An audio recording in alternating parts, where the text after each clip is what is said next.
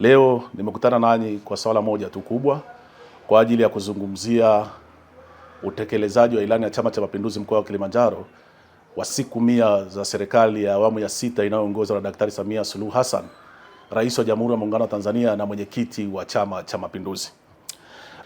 Tangu serikali ya awamu ya 6 ingie madarakani tarehe 19 Machi 2021 hadi Januari 2026, mkoa wa Kilimanjaro mpokea jumla ya fedha za maendeleo trilioni 1.57 fedha za maendeleo, na fedha hizi trilioni 1.57 zimeenda kwenye miradi ya maendeleo katika mkoa mzima wa Kilimanjaro zaidi ya 2545 katika kata zote 169 za mkoa wa Kilimanjaro, vijiji vyote 519 vya mkoa wa Kilimanjaro, mitaa 60 ya mkoa wa Kilimanjaro na vitongoji 2260 ya mkoa wa Kilimanjaro.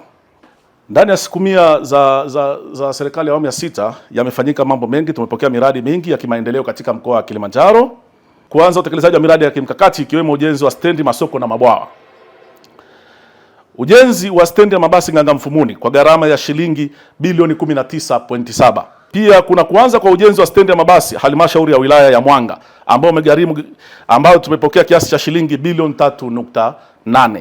Lakini baada ya wilaya ya Mwanga kupata stendi ya mabasi, tunayo pia kuanza kwa soko la kisasa kwa Sadala wilaya Hai kwa gharama za shilingi bilioni 11.6. Mheshimiwa Rais alituahidi soko la kisasa pale wilaya Hai, na alisema hata alipofika pale wilayani Hai, Mheshimiwa mbunge wa wilaya Hai aliomba hili, na tayari utekelezaji umeanza na fedha zimekuja bilioni 11.6. Lakini pia kuanza kwa ujenzi wa mradi wa bwawa la Yongoma wilayani Same kwa gharama za shilingi bilioni 44.2.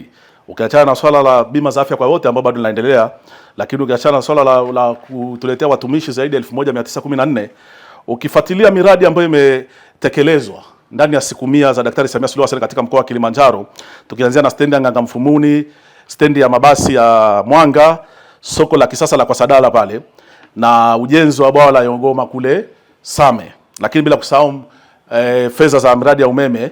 Jumla ya siku 100 tumepokea, mkoa wa Kilimanjaro umepokea fedha za maendeleo kwa ajili ya miradi hiyo ambayo nimeainisha hapo juu kiasi cha shilingi bilioni 112.63 za maendeleo ndani ya siku 100 za serikali ya awamu ya 6 inayoongoza Daktari Samia Suluhu Hassan. Tutaendelea kusimamia ilani ya Chama cha Mapinduzi ya kimkoa kwa wivu mkubwa sana wa maendeleo kwa ajili ya wananchi wetu.